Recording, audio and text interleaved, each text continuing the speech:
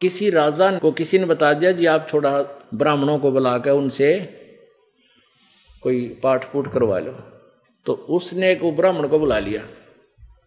वजीर से कहा, मंत्री ने ढूंढा भी कोई अच्छा विद्वान हो, तो पता चला कि अभी अभी काशी विद्यापीठ पढ़कर आए हैं, बड़े अच्छे विद्वान हैं।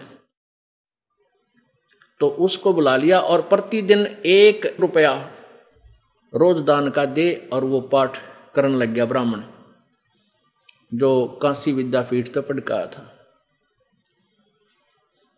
अब वो 1 रुपया तो बहुत कीमत रखता था उस समय, आज के 1000 रुपये बराबर था।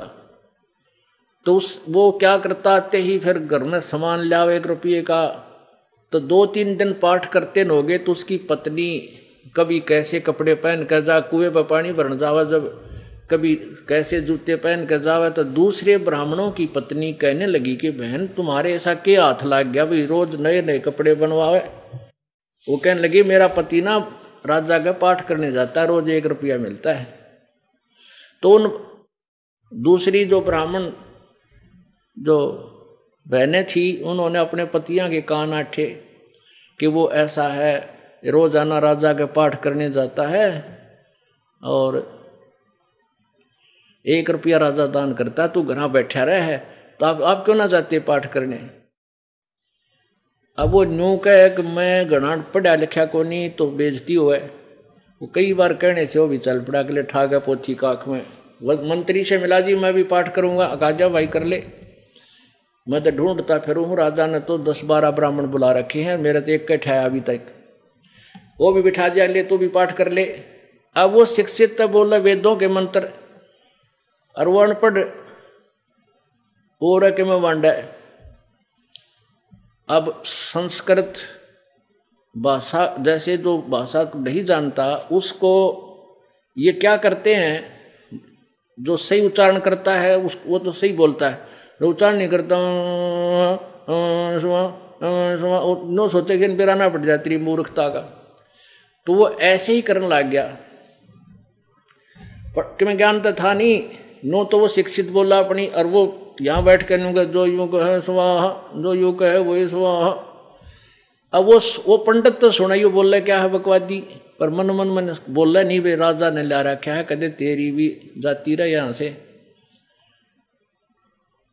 वो चुप रहे और दोनों को 1-1 रुपया मिला। वो जो शिक्षित था उसको भी 1 रुपया, जो बोली बूझ बैठा था बंडा था यूं गए वही सवा। वहाँ उनके पाठ एक ल्यान करना होता, दूसरा कोई आवा नहीं, राजा की तक घूमे वो मंत्री को वो बिठा दिए उन्हें मजदूर, ये ऐसे पाठ फुट हुआ करते पहला।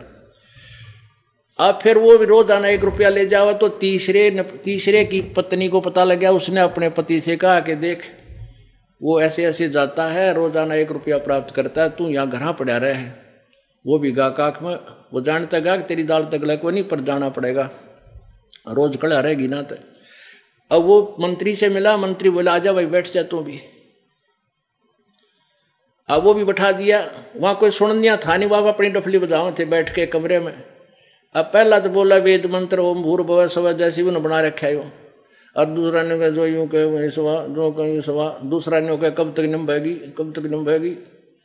अब तीसरा चौथा और आ गया, वो भी बैठा दिया, तो चौथा ने कहा नंबर दे जब तक निभाएगी, नंबर दे जब तक निभाएगी। तो भाई इन कई न्यो हो रही है इन संतों और पंथों और इन ऋषियों के अनुयायियों के, अगर नंबर दे जब तक निभाएगी। इब्राहिम पाल ने जड़ते दिखा दी इनकी सारी, ये भी सारे गद पड़ेंगे 2-4 वर्ष में, सारे के जो है ना ये सूख जाएंगे पेड़। तो ईब इनके पता तो लग गया कि थारी खाल उतर लाग रही है ज्ञानते, तुम्हारे पास नहीं खक। अब ये नो सुकड़े बैठे हैं निम्बड़ दे जब तक निम्बेगी, पर कब तक निम्बेगी या अब नहीं निम्बेगी। अब तो निम्ब ली, सब शिक्षित समाज हो गया, सबको शास्त्र पता है।